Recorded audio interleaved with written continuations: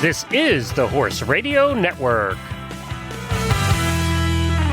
This is episode 650 of the Dressage Radio Show, official podcast of the United States Dressage Federation, on the Horse Radio Network, brought to you by Kentucky Performance Products, Horse Report System, and Total Saddle Fit.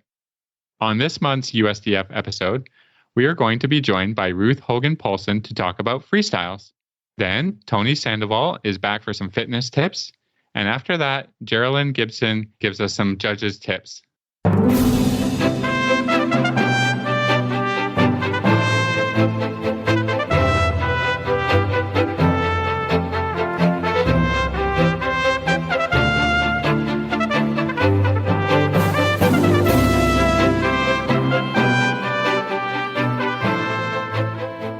This is Reese Koppler-Stanfield from Loxahatchee, Florida. And this is Philip Parks from Rockwood, Ontario, and you're listening to the Dressage Radio Show. Well, hi, Phil. Happy New Year. Happy New Year, everyone. Everybody. Yeah. Wow. Oh, my goodness. I can't believe it. We made it. And I don't know about you, but I'm super excited this week. I was like, wow, we get back in routine. You know what I mean? We had a great holiday. It was fun down here, but now it's like, okay, now it's getting real, which is fun. Yeah, I'm kind of, getting back to the grind, as it were. This is time to really get into some training now. I'm thinking about, the show season that will be coming up in, May, I guess. March we do lots of prep, and then May we actually have to start showing. So, if you've got plans, you've got to think kind of way out to be prepared for that first show. Yeah. Because if you're not prepared for the first one, and you maybe get prepared for sometime in June or July, and then it's all over. So yeah, it is. It is. Well, and I even show next week. So it's really real. We've been getting ready, and it was one of the reasons I came to Florida a little bit early this year, was really to be ready and prepped to show beginning of January. So yeah, we're getting after it. So, I've been trying. I tried to be, work through Christmas and keep things as pretty routine as we could. So, but it's good. Things are starting to ramp up here in Wellington. There's a horse show this weekend, and then the first global horse show is next week. So that's going to be fun to sort of get back out there and knock the dust off my Grand Prix horse a little bit. So I'm looking forward to it. Well, Phil, I think we have a great show for this week. I think it's going to start with goals and fitness. And if you're interested in freestyles this year, and we've got great judges tips. So we're really excited about the show. So we're going to start, and we're going to have a quick commercial break from Kentucky Performance Products, and looking forward to the show. This Nutrition Minute is brought to you by Kentucky Performance Products, the company that simplifies your search for research-proven nutritional supplements at kppusa.com. Have you heard of Saccharomyces boulardii? It's a yeast, a type of probiotic. Often referred to as S. boulardii, it benefits your horse's digestive tract in several different ways. One unique property of S. boulardii is that it supports the stimulation of something called brush-border membrane enzymes that are found in the intestinal lining. These enzymes help your horse digest starches and sugars in the small intestine. When the sugars and starches are more completely digested, fewer of them escape into the hindgut, where they can ferment and cause imbalances that lead to colic, diarrhea, and laminitis. Saccharomyces boulardii is found in Nalox Advanced, made by Kentucky Performance Products. Nalox Advanced contains a blend of yeast, fermentation solubles, and stomach buffers. These ingredients work together to maintain your horse's digestive tract in peak condition. Nalox Advanced is recommended for horses of all ages and stages and is fed on a daily basis. This Nutritional Minute has been brought to you by Kentucky Performance Products. You can find all of their terrific products at kppusa.com.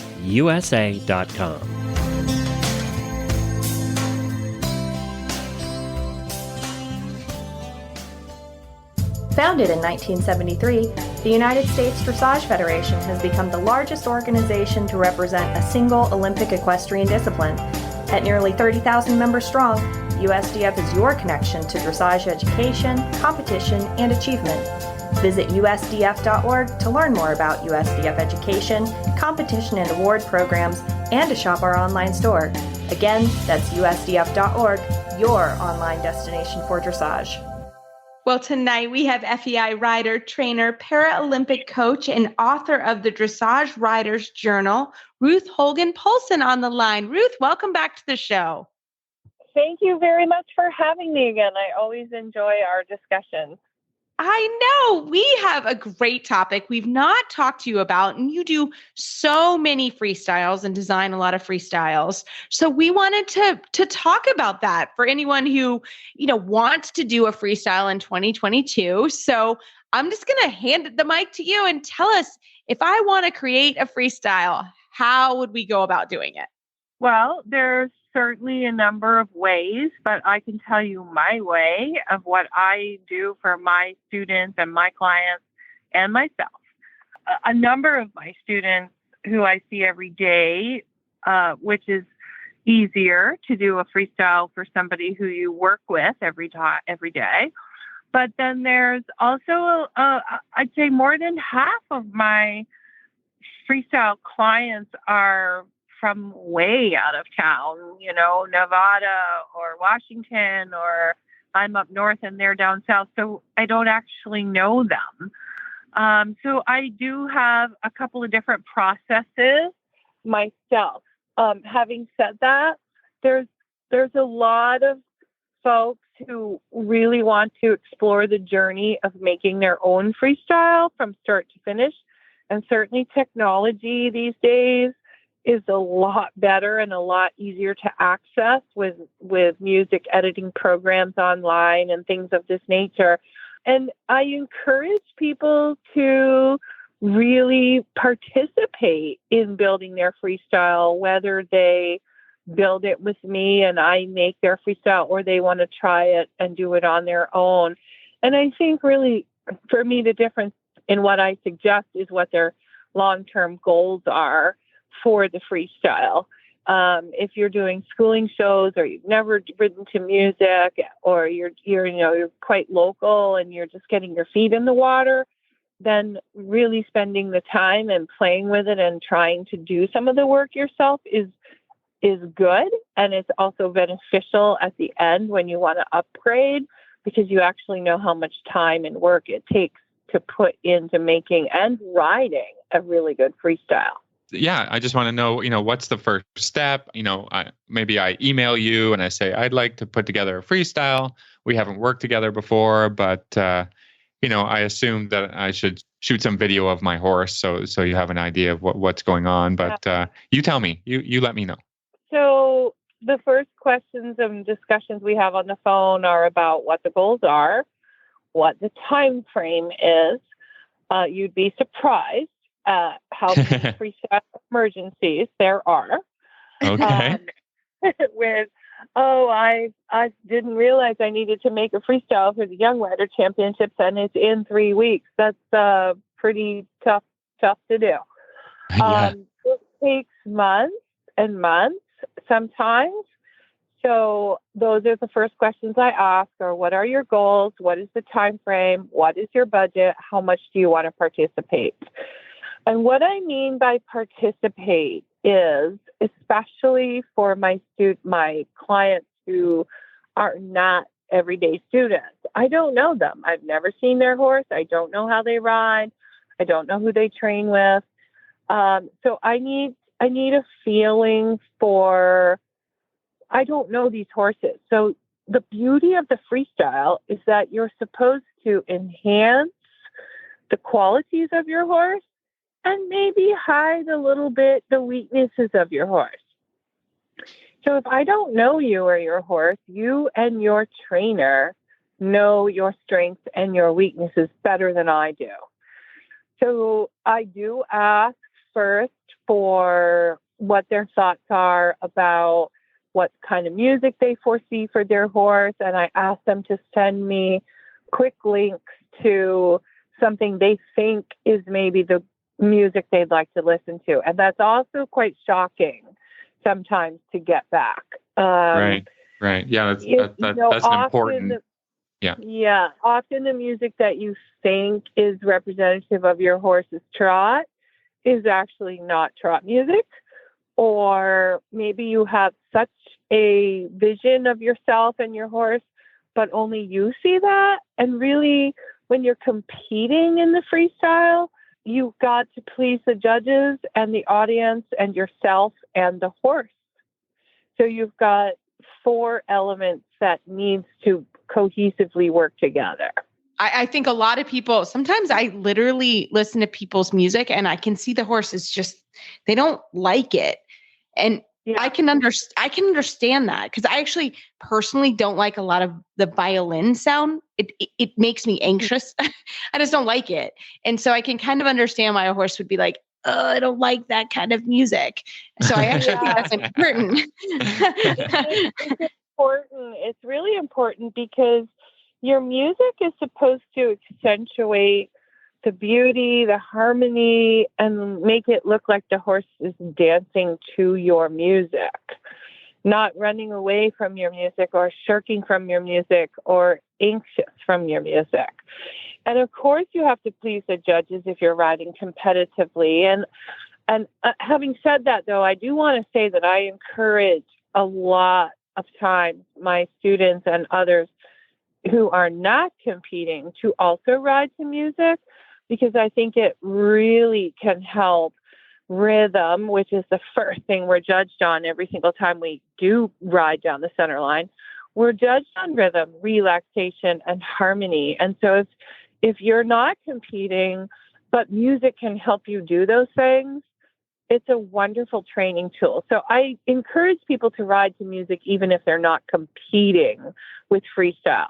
But back to competing, you've got to please the judges if you're really serious a competitor, because you need the score. But you're only going to get that score if you love the music and your horse loves the music, which is why I also discourage my clients from practicing their music with their headphones on, because first of all, if you have 2 headphones on, it's dangerous to be riding around the arena not knowing where anybody else is or hearing a loose horse behind you.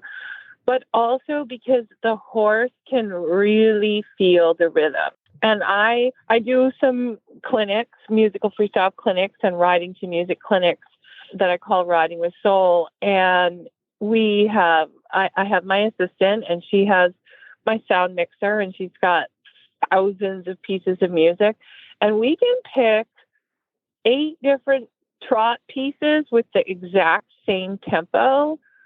But the one piece that comes to life is the piece that makes your skin tingle and the rider smiles and the horse looks up and they float across the arena and it's there. And they might not even known that they wanted a piece of jazz, but that's what lifted them in that moment. So it's always really amazing to me when you put the right piece of music on for a horse, that the horse and rider both feel it and everything seems possible at that moment. Yeah, no, I think that that's so important. And I think everyone has to enjoy the process. And I think we've highlighted that as well, as like, this is a process. And I think it's so important to not rush this process, because like you said, sometimes you'll have someone call you and it's a freestyle emergency. But I would say you need at least 6 months, right? How long do you say that you need? Yeah, I feel like if I have the time to focus on one piece, one rider, I would say a minimum of 3 months to put it together, and then another 3 months of practicing, riding, schooling shows, big sound systems, little sound systems. And also to realize for people who have never ridden a freestyle, it's so much more than you could ever imagine. It's glorious and it's what I live to do, but you're never going to have the same freestyle twice. Your horse might spook in the corner or be behind your leg here, or you're ahead of your music or you're behind your music. And you have to love and know your music so well that you can seamlessly negotiate the arena to not have anybody notice that you were ahead or behind because you know your music so well. And so not only are you riding the technical side of the dressage test, which is how well you maintain the quality of your gait and your rhythm and your angle in the shoulder in, but it has to also match the music and the phrasing and the footfall. So you're doing 10 times more than riding through your second or third level or whatever level test you're riding.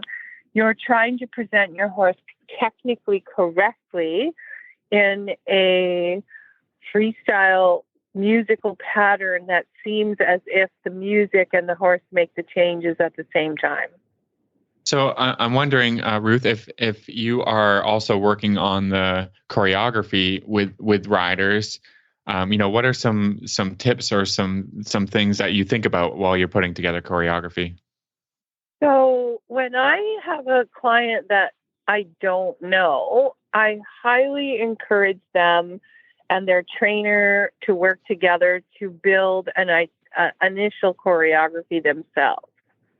Because like I said earlier, I don't know the horse.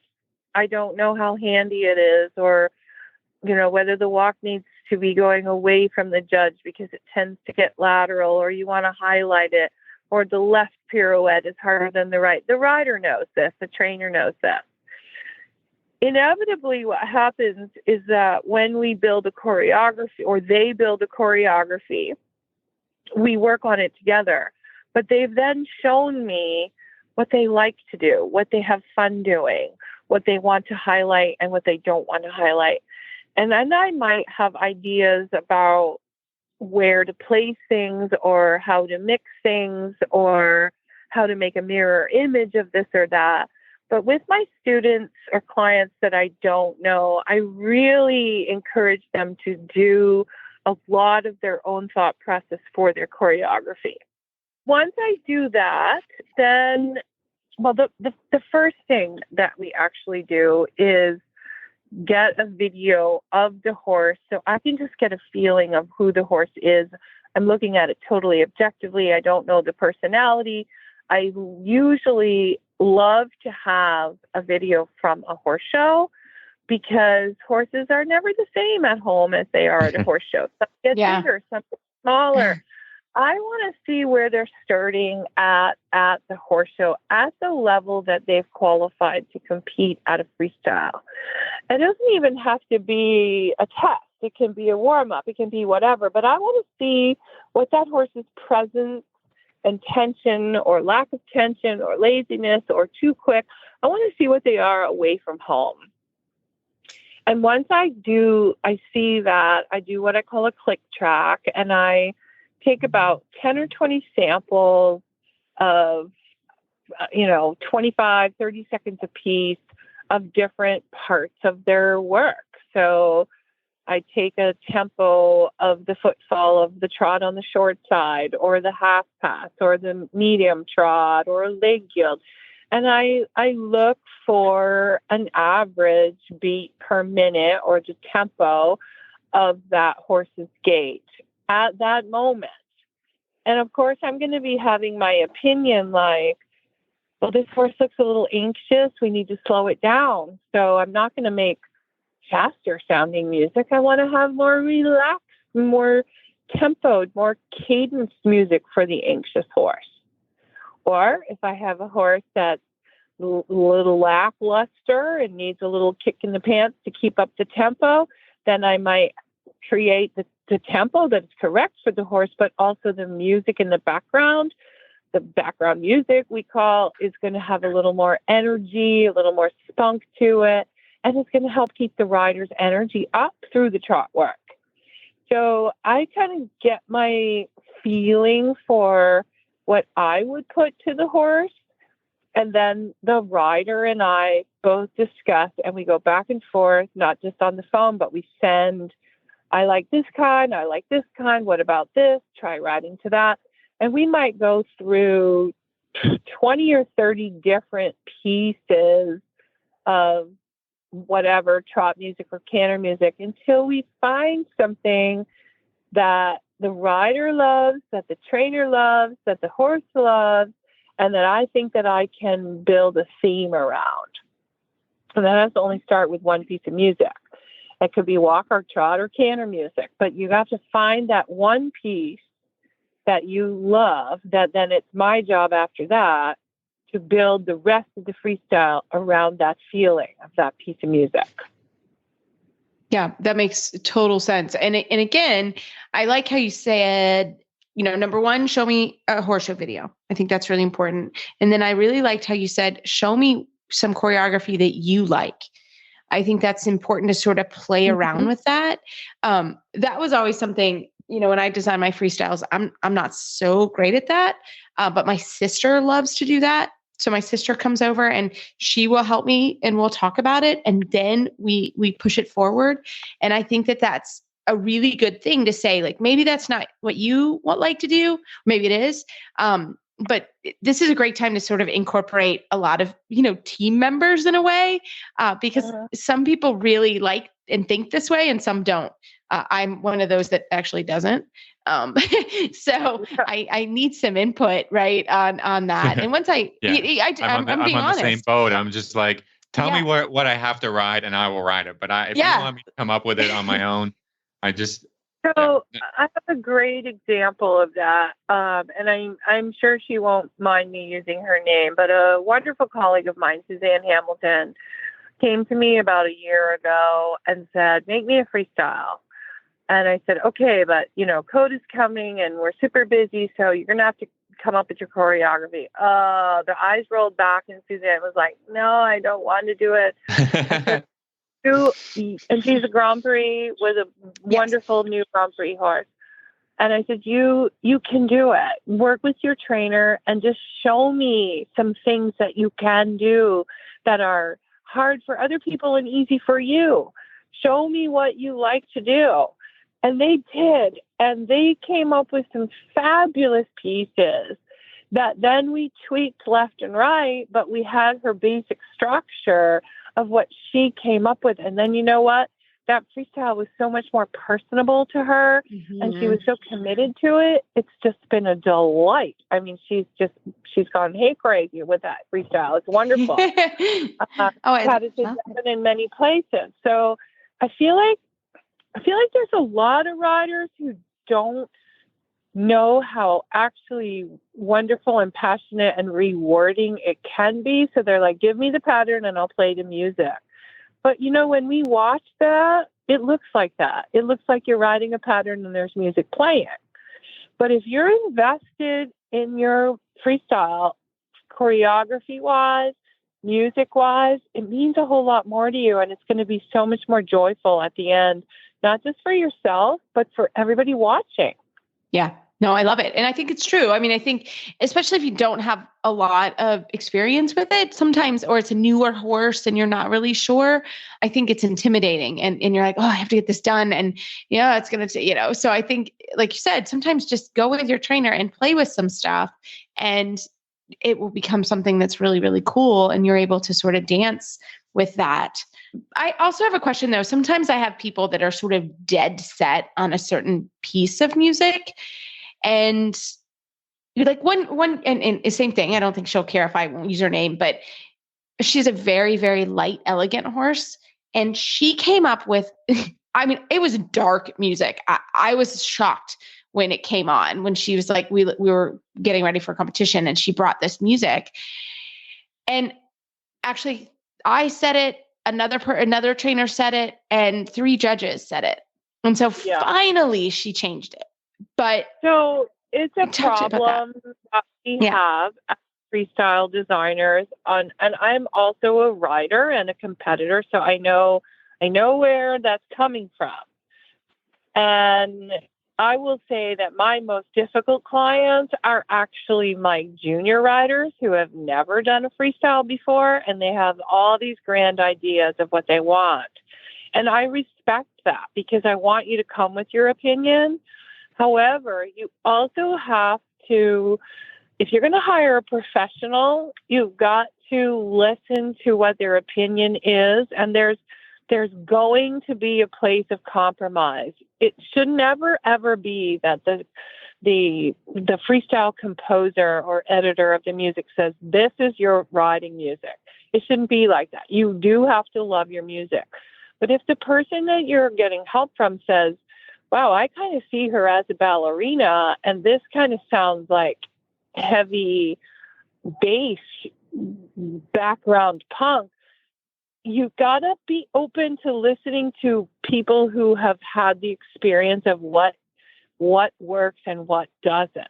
And I've had that more often than not with people who have never done a freestyle. So I think if you're going to do your own freestyle, have at it and you'll learn.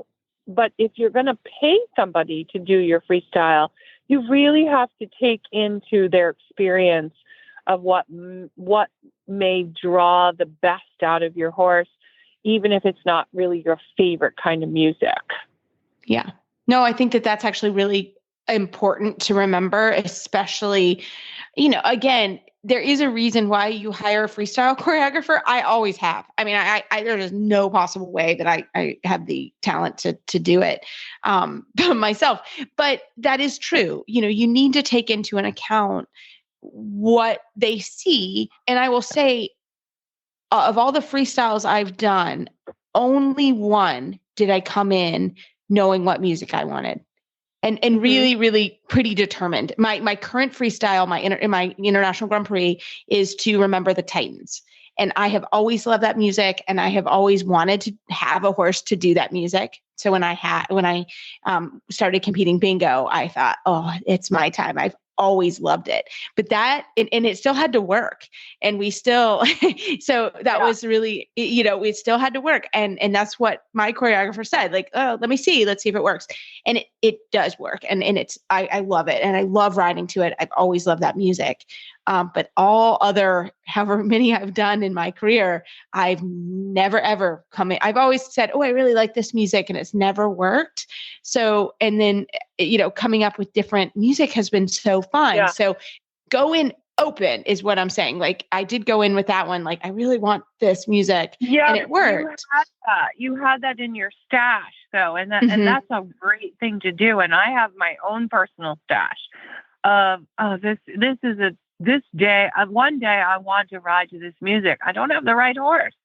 Yeah. And you put it in your back file in your computer, and future freestyle music, because that's so important that you don't use it at the wrong moment. But you should always be on the listen lookout for stuff that you love, and put it away if it's not the right moment or the right time. It will be one day. Yes, exactly. And I think that's so fun, and exactly why you want to go ahead and again, have a stash, have a team that helps you, have people that are really good, know what they're doing. I think that's super important. And, I love it. So Ruth, we can't thank you enough for coming on and starting this discussion. We'll love to have you back on, or if people have specific questions, let us know, and we can have Ruth back on about those, because it is a journey with freestyles. They're so much fun. They are a lot of work, but we're so thankful that you are on. And if our listeners have any questions, how can they find you? Oh, well, thank you very much for having me. And I think that this could be a longer discussion. There's so much more I could have to say about it. They can find me on Facebook, Ruth Hogan Poulsen, Poulsen Dressage LLC, and then my website, which has a lot of information and some examples of freestyles and other freestyle type things like the quadrille that I do. And that's Ruth Hogan Poulsen, POULSEN.com. And there's a tab at the top that says freestyle. Thank you so much, Ruth. We're so excited to continue this discussion with you in the future. Thank you. We're the Healthy Critters crew. I'm Tigger. I'm Patty.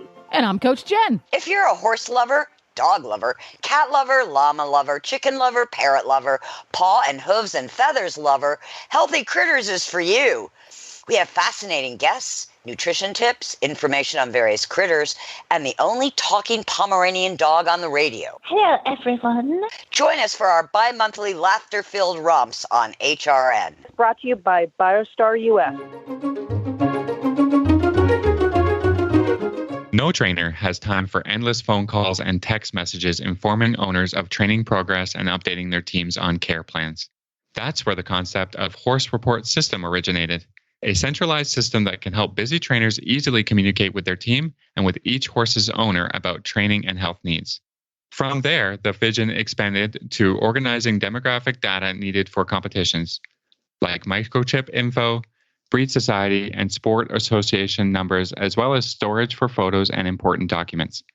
Based on input from professionals at the elite level of equine sports, the system grew to include everything a busy professional needs to keep their horses in top form and their owners engaged with the horse's progress. Today, Horse Report System is continuously evolving to provide equestrians of every level and discipline with the most convenient and user-friendly way to provide optimal care for their horses and easy communication with their team. Well, tonight for our first show of 2022, we are so excited to have Coach Tony Sandoval back on the line. Tony, welcome back. Hey, Happy New Year. Glad to be back. Happy New Year. It's a new year. And I think we were chatting off air. You know, this is the time that everyone is starting to make fitness goals. And I kind of laugh because you and I have been working on this together. And I think as you start to get the idea you're going to get fit, it's a daunting challenge. And I think sometimes people think I'm going to start the year off and people make these crazy, crazy goals. Like, for example, I am never going to run. So for me to say I'm going to run for every day for 7 days a week, that's crazy. I'm not going to do it. So we wanted to start our discussion with you about sort of how do you start with some obtainable goals for your fitness in the new year? Right. So I think a great way to look at this is everyone, for the most part, especially in the horse industry, in the equine industry, they understand how to progress or how to have obtainable goals when it comes to their horse. So if you had a horse that was on vacation and then they were about to start to work, everyone would make a good plan that was progressive, had very specific goals for the day, for the week, could track a training load, and do all the cool things for the horse. But when it comes to themselves, they go from 0 to 100, which sets them up to failure, but they never get the connection. It's almost like you know what to do, you have to apply it to yourself, right? That's so true. Actually, that's a great way to say it. Like, we know the horse's diet, we know every supplement, we measure the amount of hay they get. Like, it's crazy, but you're absolutely right. Like, we don't do that. And to think, a lot of horses will have had vacation during the holidays. That's normal time. Horses have some time off. So, that's a great way to say it as you start kind of thinking about some fitness goals. And also we've talked about SMART goals, right? Like make them smart, right? Make them specific, measurable, obtainable, relevant, and time-based. That's the SMART analogy, right? Right. And I think when you use those in the real world, it sometimes can be difficult because everyone, especially when it comes to fitness, is this all or nothing mentality, where that means if you don't do all the exercises that are in the world now, then you are not going to get to your goal, which is far from the truth. And I'm very responsible for that as well, where I used to think that if I didn't do everything on my workout for the day, then why even do the workout? And then I would skip because I'd rather do all of it or nothing, literally. So we have to get in this mindset when we start setting specific goals is to understand where we are at currently. Because if you understand where you're at, and it might be like ground zero, great. Well, then we understand now that we have to set very specific goals for the day, for the week. Meaning today I'm going to probably start my day off with something that I know I'm going to be successful with. Because when you find success, then you release this neurotransmitter called dopamine. And dopamine is the pleasure neurotransmitter, meaning it's going to lock in to create good habits. So if you say, I'm going to go today, it's going to start off with the walk for 10 minutes. And you might think in the back of your head, but I used to jog for 5 miles.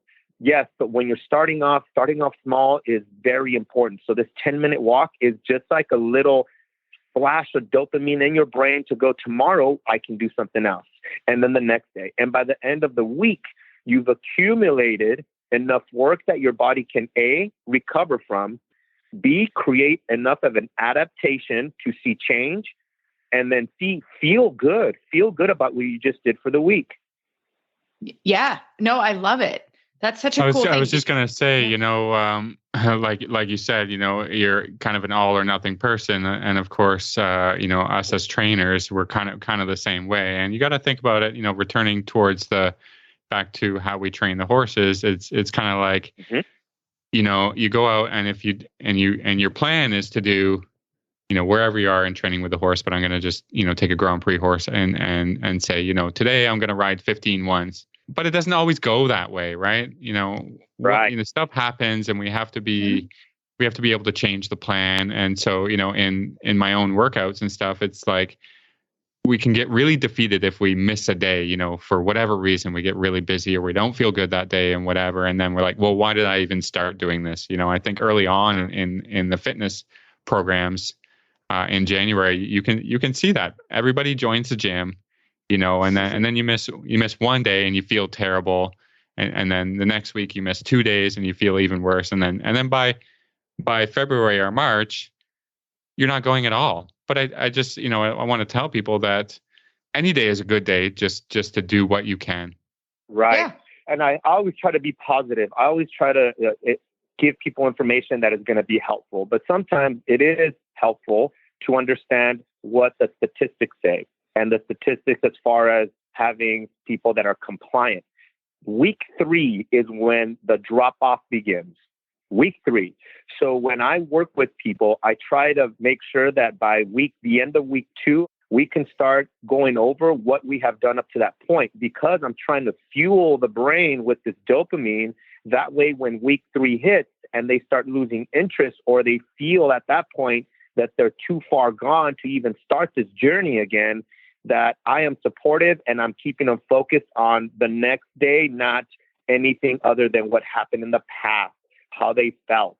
Because, to be honest, if you really like fitness, it's very rare that you think of these things to the extent where it's not like another challenge. But for a lot of people, like my wife makes me aware of this when I work with people that, sometimes it is overwhelming, and it does suck when you used to be in this shape and then you come back and then you're trying to start all over. Not a lot of people have that mindset like you, she'll tell me. And I'll be like, you know what, that's a good insight, because I have to stop and think, what is the other person, where are they coming from? What's their experience? Do they even like fitness or working on their fitness, or is it a means to an end? And in that case, I always try to tell people, it's okay for you to feel a certain way. Let's just have a smart goal, something that you can measure. And the measurement would be, can you do something for 5 minutes and then 10 minutes and then grow as you get going? That way you don't feel bad about, I didn't work out for an hour. I picked the Peloton that everybody likes to do and I couldn't do it. So that means I'm probably going to quit. So it's always good to start somewhere small and then work your way up. Yeah. No, I think that's great, because, we can think about that, because that's how I am with riding, right? Like, I don't miss it. Like, it's a very scheduled day. If I were to miss a day for riding, it like, I can't handle it. It just doesn't happen. Right. It's like, so you can see the mentality when it comes to fitness, because, that's just in my brain, like, I can't handle that. Well, fitness, it's not necessarily something I like to do. So now I found some things that I enjoy. I enjoy working with you. I enjoy, I like yoga. There's things that I like. That you got a fitness buddy. Are you back with your fitness buddy? I'm back with my fitness buddy. Yes. So in Florida, it's easy here for me because we have really good walking areas, and And I also have a puppy. So it's like if I don't go, the puppy's crazy. So, there's like another added incentive, right? And then I have a workout buddy and we enjoy getting together and going for our stroll. It's a lot of fun. So it makes it fun. So I think you really have to work on, setting yourself up for success. And I will share with everybody too. I can't remember if we talked about it last time, Tony, but I've known about Tony forever.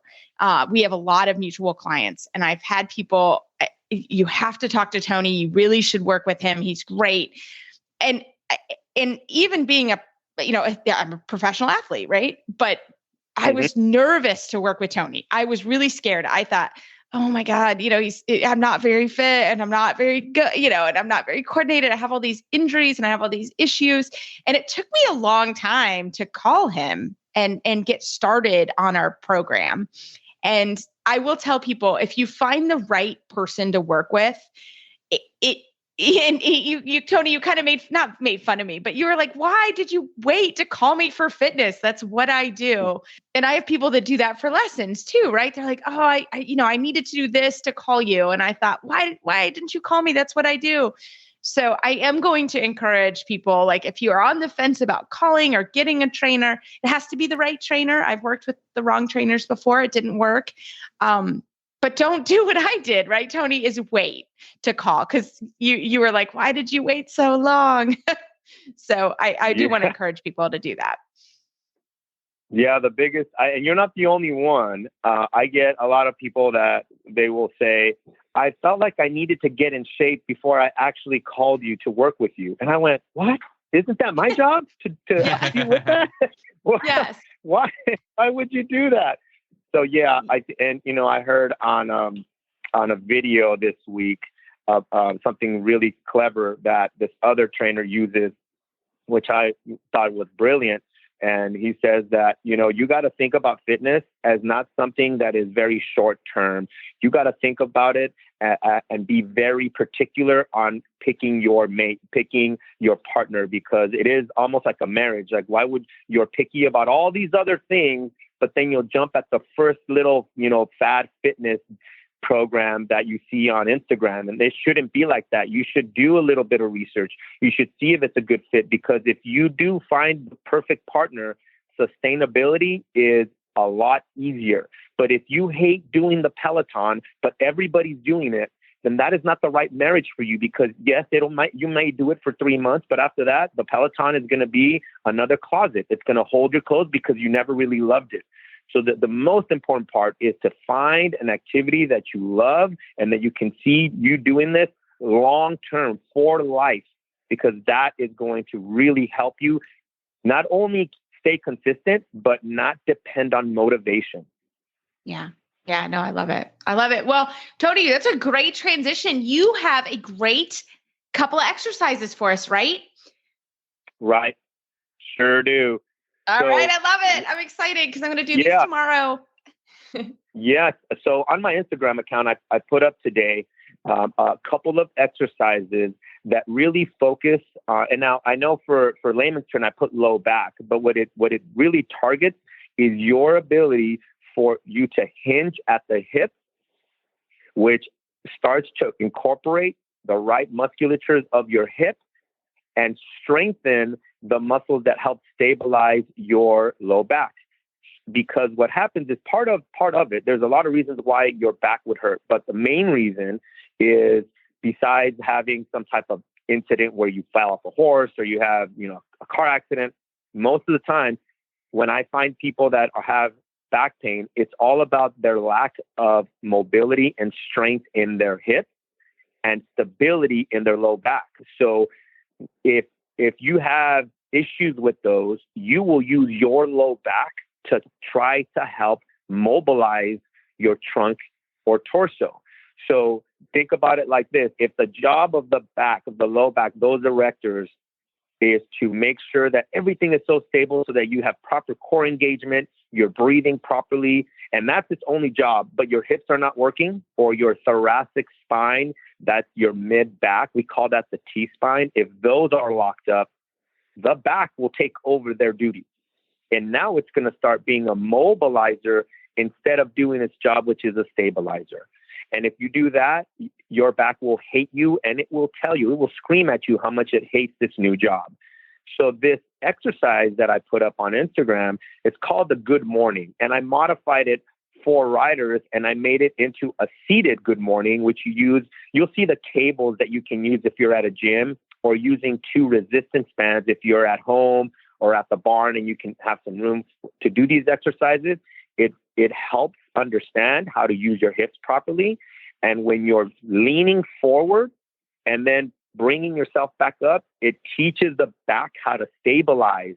So if you have these big horses that are pulling you and your natural reaction is to either hollow out and throw your shoulders back or not have any control whatsoever, this exercise is going to give you that stability in your back. It's going to strengthen your ability to be able to handle forces either pulling you forward or left side to side. So I really like this exercise for riders. Once you graduate from this seated position that you'll see in the video, then I have people actually stand up, have their feet a little wider. That way you can kind of simulate the type of stability that you'll need when you're on a horse. And you do the same movement. You hinge your fold forward, and then you squeeze your glutes and start moving your upper body back while keeping your back stable. It's awesome. I think, like I was telling you earlier today, Jane, we did it today, and she really felt where she was weak at, which was helping her understand why she gets this back pain when she rides. Yeah. Well, I think every rider has back pain. I know I do. Phil, I think you do. I think it's a really common thing for riders. Right. Well, I used to when I was younger, but I had a coach really help me learn how to sit against the horses without, it's without rowing, right? So, riders want to do this rowing motion instead of really using everything together, hip, lower back, mid back. That helped me a lot. And currently I don't have a whole lot of horses that pull. So I'm pretty happy about that. Yeah, exactly. That's critical too. Yeah, that is critical. Yes. Like train them not to pull. Yeah, exactly. No, I know. I love it. I love it, Tony. So Tony, tell us, where can we find on your Instagram? Because as we know, I'm not very technical. How can we find it on Instagram, and how do we find more information about you? So if you go to Instagram and you search for me, Coach Sando Training, all one word, you should be able to find me. You'll see my logo. It's CST on there. And when you follow that page, you'll see the post that is on there. And the title is, if you have low back pain, try these exercises. And then you can just scroll. So the video won't be on the first page. You have to scroll a little bit to find them. And you'll see the progressions there. And feel free to leave me any messages if you have any questions about setup or anything that you might think when you're watching this video that you just need a little bit more guidance on. I'd be happy to help. And people can find out more about me by going either to Facebook or my website, which is CoachSandoTraining.com. Fantastic, Tony. Well, we look forward to checking out the exercise and our tip for next month as well. Cool. Well, Phil, it's that time of the year that everybody should really check their tack. It's after the holidays. So Total Saddle Fit has such great products, but also it's a great time to check your stirrup leathers and a great time to replace them if you need to before you get going, right? This is the time for those stability stirrup leathers. Maybe you put them on your list and Santa didn't bring them to you. That's no problem. You can just go online at totalsaddlefit.com and order them yourself. Exactly. Well, we have a great tip. This is going to be a long one from Jaralyn Gibson. It was such a great discussion that we just let it go. So we hope you enjoy this one.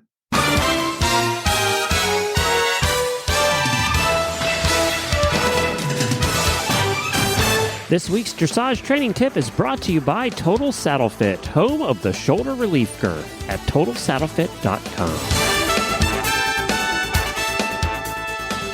Well, for this week's Total Saddle Fit tip of the week, we have Jaralyn Gibson, FEI rider, trainer, and small R judge on the line. Jaralyn, welcome back to the show.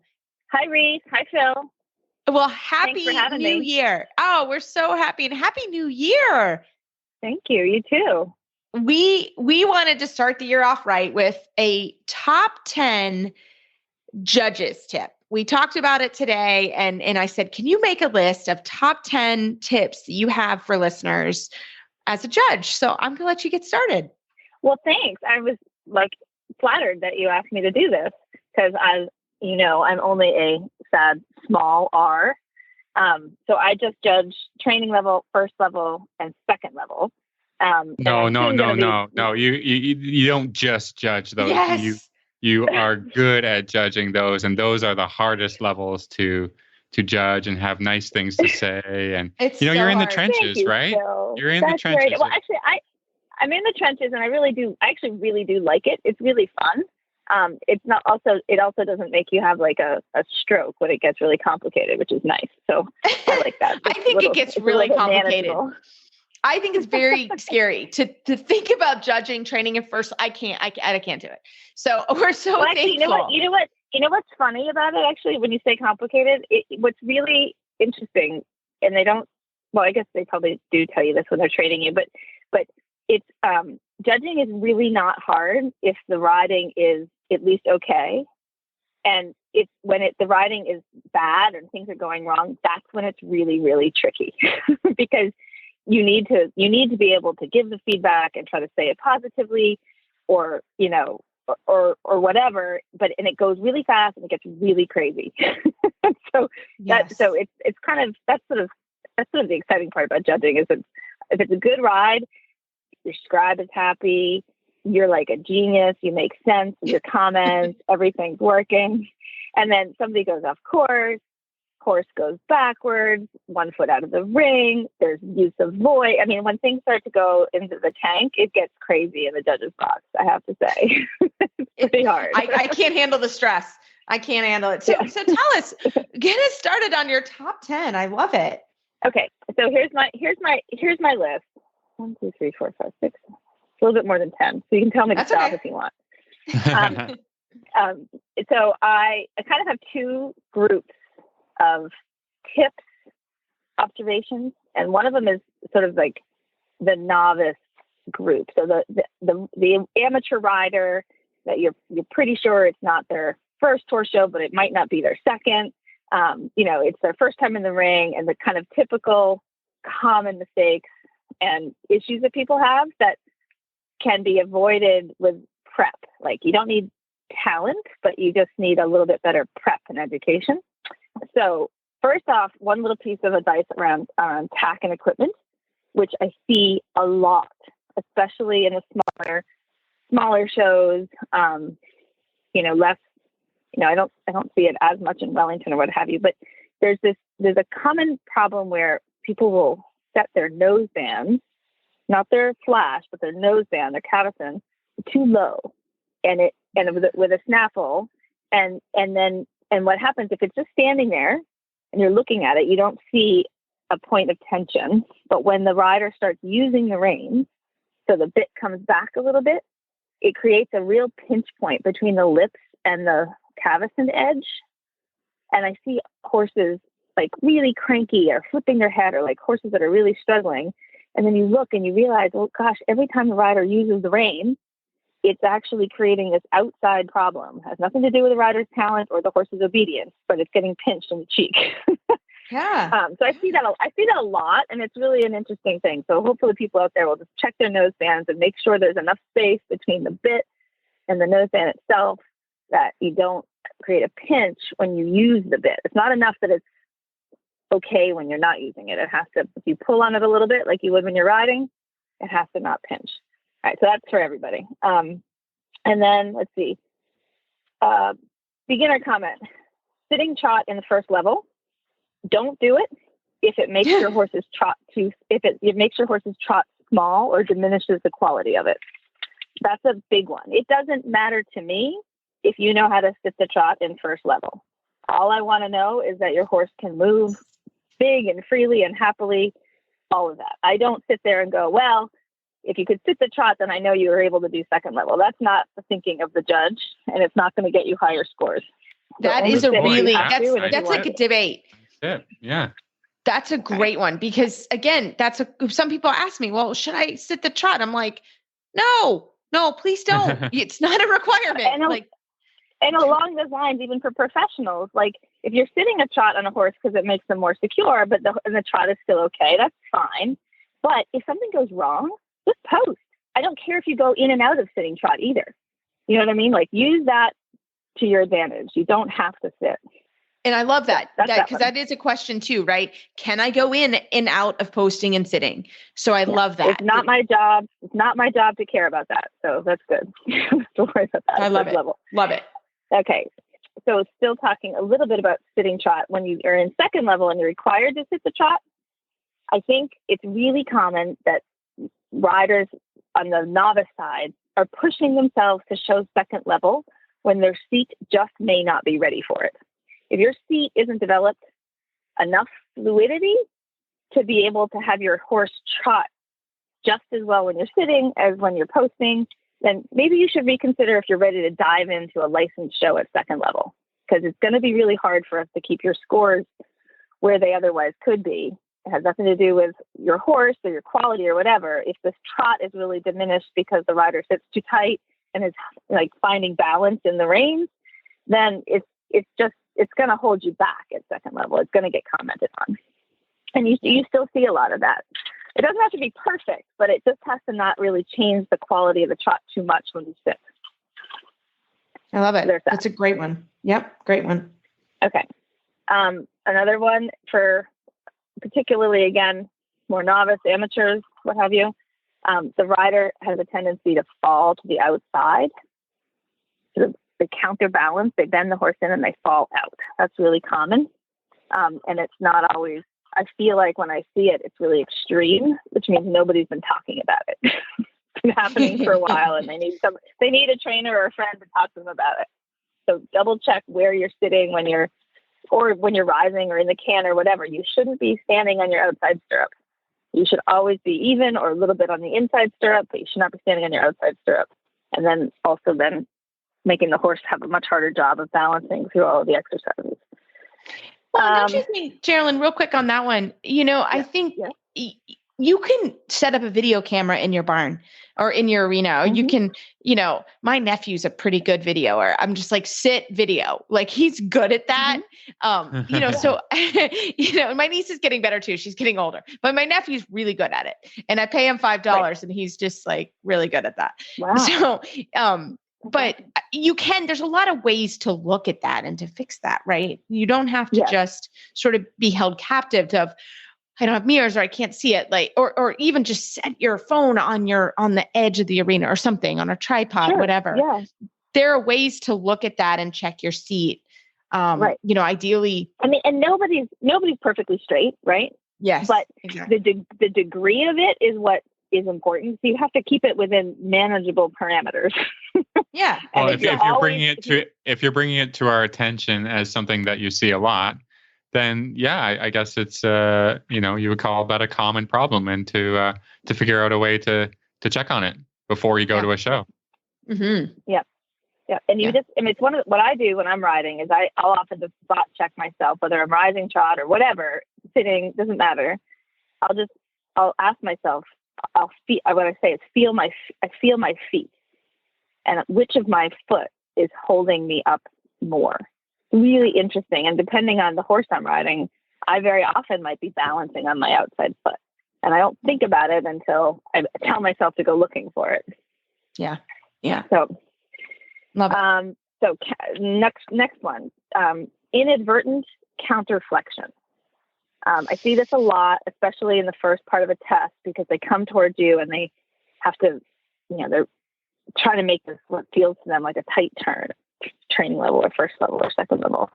And they know they're supposed to go in the corner, but then they lose the proper inside flexion just at the pole in the ears because they're like hanging on the outside rein, trying to stay in the corner. So the horse pops the shoulder in, keeps its face out, and then I have to take away points because they've lost at least the correct alignment, right? So I think aware that's counterflexion is important. Yeah, I mean, you can't steer into a corner with the outside rein. I mean, again, this is really super common problems, right? They want to, you want to ride for as straight as long as possible. but the horse knows that there's a corner coming. So then they start to fall in against the inside leg. And now you've got, so you've either got too much outside rein contact or not enough inside leg, but like you said, it's an alignment problem, And it's not that common I don't think it's that common in a lot of trainers' barns at a certain level, because you see it and you talk to them about it and you fix it and it's gone. But when I get to see lots and lots of amateur riders at a lower level, particularly like training level, you tend to see it may also come from a lack of opportunity to ride in a proper dressage arena. Yes. Yeah, I was just about to say Yes. that. People get nervous and they get in that white rectangle, and then all of a sudden they're like, "Oh, I got to go deep in my corners because that's what my coach said." And I think it's better to make a big corner and keep the horses balanced than to really try and ride a Grand Prix corner in the first level test, and it's not going to work. So yeah. Again, and that is the tightest turn, right? I mean, that's the 10-meter radius turn. That is the tightest turn you will make in the training and first level test. So, and if you're an amateur and you have a horse that's maybe not done it so much, the chances are your biggest moment of stress is going to be your first turn, because they're like, "Oh my God, I have to go straight towards that box with that person." Yeah, the horse is already kind of bulging out, right? So that's a really tricky thing. It just should be practiced so that people know what they're going to hit with when they come through it. It's not enough to do nice 10-meter turns in an open space at home. You have to put a little pressure on yourself. In arena doesn't have to be fancy either. I always stress that to people. I'm like, it can be, trash cans and there's a lot of ways to do it. It doesn't have to be expensive, but you do need to go out in your field and literally walk out. Make a corner. Make a corner. You're 20 by 60, you're 20 by 40. It happens. And especially I see it a lot with my eventers too, because they're in a 20 by 40 meter ring, and it's so small. Oh my gosh. Stuff comes up so quick.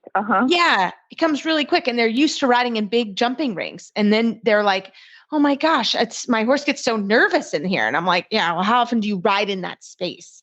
So I think that's really important to remember that. Exactly. So sorry, I had to throw that out there too. No, I tell you, you're absolutely right. I think that's a big part of it. And in general, in the lower levels or in the amateur classes, a tendency to, again, inadvertently ride the trot too small so that it's not tracking up. And I see this at all the levels, because like in training level, you can get away with a lot, right? The horse doesn't have to be perfectly round. It doesn't have a lot of stress in the exercises. But if you're showing me a blah trot, a steady trot, a happy trot, but maybe not a big trot, and you're not on the bit, and then I look and I see that the hind legs are not even touching the footprint of the front legs, then I'm like, okay, everybody, we can't go this slow. Like it's got to be more, it has to have more impulsion. And I think, again, you were saying about videos, that can be really helpful. Like, this is my everyday trot. What does it look like? Does it really track up? Because that's sort of one of those key indicators. It may not be fancy. I don't really care if it's fancy, as long as it's regular and it tracks up and has an intention of going forward. You don't have to have a fancy horse, but it shouldn't have, sometimes I'll see horses that have like a 6-inch variance between where the front footprint is and where the hind foot reaches to. It's really dramatic. And I feel really bad because the rider's really diligent. A lot of the time they're like really trying hard, but they've just kind of kept everything really too small. Yeah. Yeah. Makes sense. All right. So that's that. And then the other category are sort of like issues that happen to everybody, even if not especially the advanced riders. Okay. So this is a larger one, and I'm just going to say it and put it out there, but the rider is misinterpreting discomfort in their horse for misbehavior from their horse. It's pretty big. That's a pretty big one. That's a big one. But I think it's worth putting out there, and it can show up in lots of different ways. I mean, I think my example in the beginning of a noseband accidentally set too low. Mm-hmm. The rider comes out and they think, "Oh, my horse just won't go on the bit. It's quote unquote not submissive. I can't keep its head down. Why? Yet it's not. It has no intention to disappoint you. It is just a circumstance that you're not understanding that's happening to the horse." Right. So right. I think that happens all throughout the levels. So misinterpreting discomfort for misbehavior, that's a question. That's a problem. Well, and I think just as a quick one, I think it's really important to if you do feel like your horse, or whenever I have a horse that starts some misbehavior, there are times that's when I call the vet, right? Because I'm not sure if the horse is being naughty or the horse is uncomfortable. So I have a great relationship with my vet, and I tell her what's going on. And I say, hey, this just came up, this horse is struggling with the canter. Not really sure if it's uncomfortable. Not really sure if there's something wrong. What is your thought? And her thought then is said, hey, let's flex the horse and find out. And then once she's gone over that horse and we've done whatever, or maybe nothing, or whatever it may be, then it allows me to know that my training is fair and appropriate. So I think that's really just important. A general concept is like, if your horse is misbehaving, it is okay to call your vet and find out if that's discomfort. But if your vet says, hey, all clear, ready to go, then that's a training issue. And you may not want to be at the horse show at that point. Or a tack fit issue, or or attack issue. I mean, things happen, right? Yeah. Like, things happen, something happens at the horse show, or they get a bite, or, stuff happens, right? But if it's a general misbehavior, now sometimes you're going to a horse show and it's a schooling show, right? I mean, we all go to schooling shows. We have one down the street next week, it's a schooling show. That is that's not recognized. And there'll be some misbehavior, I'm sure, for the first show of the year. Right. And that's okay in that environment. And obviously things happen at the recognized shows. But if it's really a misbehavior issue, you may not want to take that to a recognized competition.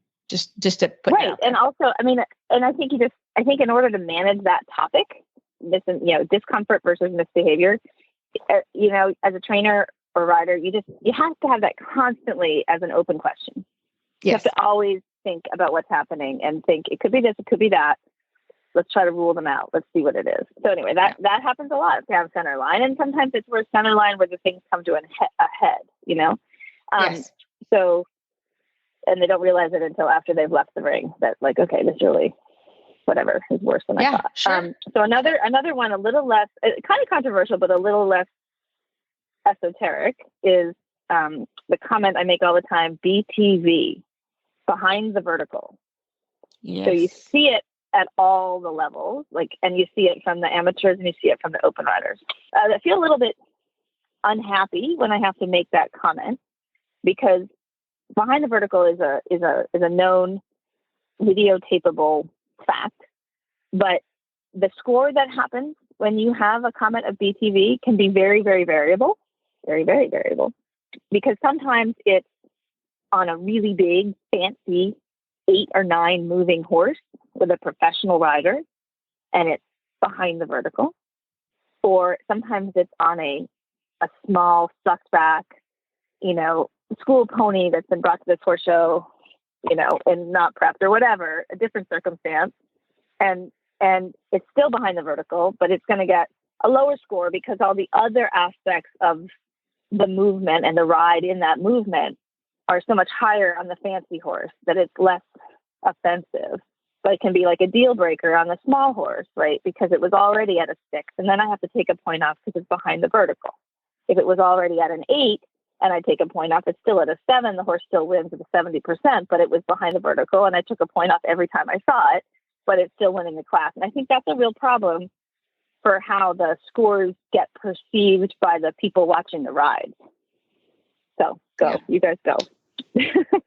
That's a very good, interesting point that is very difficult to come to terms with or understand as a spectator. As a rider, I've shown a lot of horses, and sometimes they just get behind your leg and get behind the vertical, and they say, oh, crap, that was a crap test, and whatever, and move on.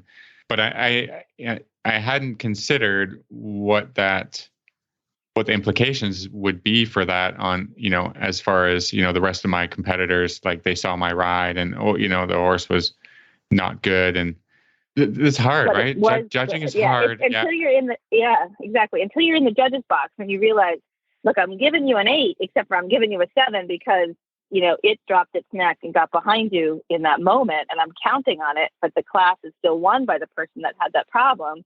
It's basic math. And I think until everybody has a little bit more understanding of how the judges have to apply the training scale to their methodology of judging, it's a little hard to understand why some of it works out the way it does. Anyway, yeah, but behind the vertical, I say it a lot. In a daily training sense, it's a huge no-no. Yes. You know what I mean? It's I would I would be able to fix it right away, or at least do something about it, right? But in the test, sometimes the horse gets, like I said, you're lagging behind the vertical, and there's nothing you can do in that moment other than just ride the pattern, just ride the pattern, right? Right. And when I come out of a test, when I come out with a test, that's what I say to myself, well, that was disaster, right? But then the score doesn't necessarily reflect the disaster that I felt had happened, but or maybe when you're able to get through it, or it does, but able to get I think if you can get through the test, even though it's behind the vertical, and you still execute it, and the horse still has sort of big gaits and all that stuff, it's not going to feel great to a professional rider like yourself still, because you're like, and I couldn't have fixed it if I wanted to, and it won't be as high as you expected. But when you're on a horse that maybe is already a little bit struggling in terms of its scope, in its gaits and its elasticity or whatever, and then the rider, I think this is probably the worst example of it, and it's not because it's such a horrible error on their part. It's like a misunderstanding. The ambitious rider that is thinking they have on the bit when really they have restricted. Yeah. Does that make sense? Yeah, and that's a different version of it. Yeah, I was just thinking back to, because we're currently reading Robert Dover's book, and in a paragraph or a few pages, he says to be aware of what you are projecting to the judges. So it can be just unawareness of the picture that the picture that they've got in their mind is not the picture they're projecting to the audience. Yeah. And so you have to work on making sure that those two things are the same. Because I, for sure, like early on in my riding, I'm like, oh, that was a great test, and and then I get a 55 or whatever, a bad score, and I'm like, oh, how did that? And then we have the benefit of having easy ways to make videos, and that's really helped. That's really helped my riding and helped making sure that my perception is accurate.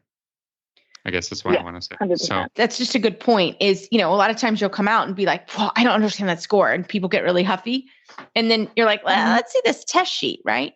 So you see that behind the vertical, and you can say, okay, that horse fell behind the vertical. You lost at least a point there. And that's what's important about the judges, to read your judges' comments. Don't just get mad. Sometimes read it. And then you like, oh, okay, well, it was good, except the horse was behind the vertical. So I went from an 8 to a 7 or a 7 to a 6 or whatever. Yeah. So I think that's important to remember. But if that happens throughout the whole test, that's 10% off. That's 10%. Yeah, that's a lot. At least the judge should probably nail you for your effectiveness of the aids. Like you're going to get, 10% you're going to hit it in submission, and you're going to hit it in the effect. Yep, exactly. So exactly. Yep. Yeah. Okay. So here's two simple ones, but again, I see them a lot, and they're second level related. Is that it appears to me, and I have judged a lot of second level test 3 this summer because I'm trying to get out of small R and into large R. It seems to me almost nobody can do a haunches in with 4 tracks. It's supposed to be 4. It's supposed to be 4 tracks. It used to be 3. And I mean, a lot of the time I'd be happy with 3. I'm not even getting 3. And so I don't think I can't understate it. And it's the pros and it's the adult amateurs. And like, I look for it and I'm like, it's not enough angle. not enough angle. No, not 4 tracks. And I can think of 7 different ways to tell you it's not 4 tracks. And even the pros, it happens. So I think that's something people should just practice in front of a mirror, practice in front of a video. Jaralyn, Yes. it's hard. It is hard. Strawberry is hard. Yeah. No, but I hear you. I get I get your point. I'm kind of joking around, but if you're gonna go show, it's true. Yeah, if you're gonna go show, that's something simple. Mirrors, videos, whatever. 4 tracks. Yeah. Make the horse sensitive to your outside leg. Yeah. And so, and I'll give you a hint. After watching this for so long, I was like, I have to teach this so that it works for people. And so, this is what I do, especially when I'm training it at home, is that I let my students, I try to get them to position themselves so that the front feet of the horse, before they start it, are just to the inside of the track, not on the track. So that as they ask for the hips to go over, the front legs have just a little bit of room to yield out. Because when you're really jammed up against the dressage arena, and again, let's go back to the 50% of people that can't even ride in a regular dressage arena on an everyday basis. Your horse gets really claustrophobic about what to do with their shoulders as you're asking them to bring their hips in. And if you start it just a hair off the track, so that as you ask with your outside leg for them to really bend around your inside leg, they can just ever so slightly displace their front feet to the outside, you can achieve it. So there you go. Yeah. Love it. That's and then cheat sheet. I got a tip for everybody on this because I don't know, it's just the way the tests are written. You're doing a travers off of a turn. So don't send the hind legs way out and then try to get them back in. Mm-hmm. They should already be in a bit, and then they just go in more. Exactly. Follow the bend. The bend you've established in the turn, in the corner, or off of the EB line. So just continue with that. Yep. Exactly. Just keep going. So anyway, and another one, simple again, is understanding the geometry of the horse. The test. The canter serpentines in second level. There are no diagonal lines in a serpentine. They are 3 half circles connected. So the on center line, as you're going across center line on your serpentine, your horse should be, for at least a stride, maybe 2, completely parallel with the short side of the arena. And what people do is they are on still a diagonal line. They never really keep the turn completing their first 20-meter half circle. And that's, it's a tricky one because that allows you to be more successful at not losing your lead in the counter canter, of course. So it makes it easier for you to do the exercise. But because it's very, very easy for the judge to see that you aren't parallel to the short side. So it's a very quick point reducer, right? Yeah. Like you got it. But as a judge, it's also really a pain because it's a long explanation. Also, must be parallel to the short side when they go across. It's not a diagonal line. It's a lot to say.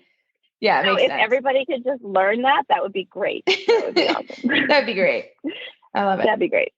Okay, so those 2 were simple, and then the last one I think happens so much, and I see it at all the levels, is in the canter, which is that the biomechanics that the rider doesn't really understand the correct biomechanics through their arms and shoulders and back and feet in the canter.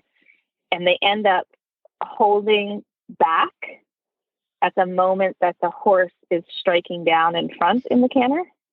Mm-hmm. And so the horse hits the bit and the rider's arm is stiff and they're a little leaning back against it. And so you get all different variations of this problem. So this is a horse that's on the forehand in the canter, and you can see it go ba-boom on the reins, ba-boom on the reins, ba-boom on the reins. And the rhythm, the rider's feeling a rhythm in their reins of heavy, light, heavy, light, heavy, light. And that's just bad timing and biomechanics. You have to be able to push the hand a little bit forward as the horse is striking down in front. Because if you restrict them at that moment, they have no choice. The whole darn horse is going onto the front end for that phase of the stride. There's nothing else they can do. And if you're pulling back in advance, they are going to have to defend their neck, and they're going to land on you like all heck, or they're going to curl, or they're going to get angry, or they're going to get really short in front. They're going to get croup high. They're going to get crooked. I mean, there's 100 different ways that the horse shows that that's getting restricted at the wrong moment when the rider's riding the canter with their arms. Yeah. So there's my thing. I love it. Thank you for letting me get this off my chest. Wonderful way to start 2022. These were amazing judges' tips. We never get enough judging because it really is important. You know, we talk about training, but at the end of the day, you got to go down the center line, and a judge is sitting there to be nice to you, but they're gonna have things to say. So these were great. Yeah. Well, Jaralyn, if people want to find you online or find more information, how do they do that? They can Google Finesse Dressage, and my website is at www.finessedressage.net. Or they can Google Jaralyn Gibson, and they will find me there. And that's where I am. Love it. Well, Jaralyn, thank you so much for coming on, and we look forward to having you again in the future. It's great to talk to you guys. Thanks a lot. Love what you do. Well, we have to thank everybody for your email and Facebook shout outs.